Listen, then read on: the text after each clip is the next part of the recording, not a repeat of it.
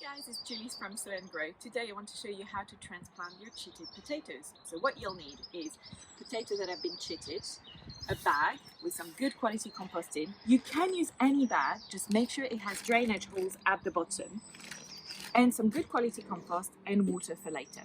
So the first thing is about the potatoes. You need to buy what we call seed potatoes, which are potatoes made for growing as opposed to eating, and you want to have chitted them. Chitted means that you put your potato in an egg carton, for example, in a bright, cold location for 2 to 4 weeks, and then they will start to grow. Those which are the roots coming out of the tuber, you want stubby, short, greenish roots, and that's good. It's not like a potato you forget in a cupboard that has huge roots. That's not the same.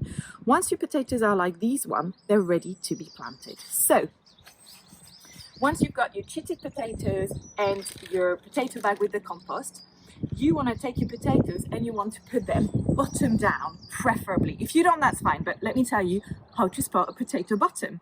So on one side of the potato, you will find a little dot, which is where the previous root was ending and the tuber, which is your root potato, had grown.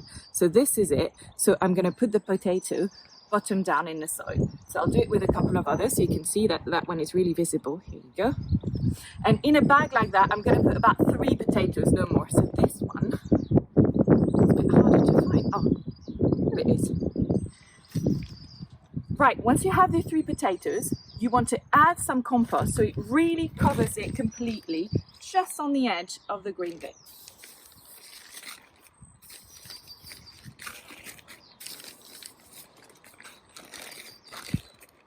And then you want to press it down nicely. And then you want to give it a good water. So the best way is to turn the rows of the watering can up, and then you start watering away. Once you have a nice rain, you turn and you go straight onto your potato bag and you water it for about 5 to 6 seconds.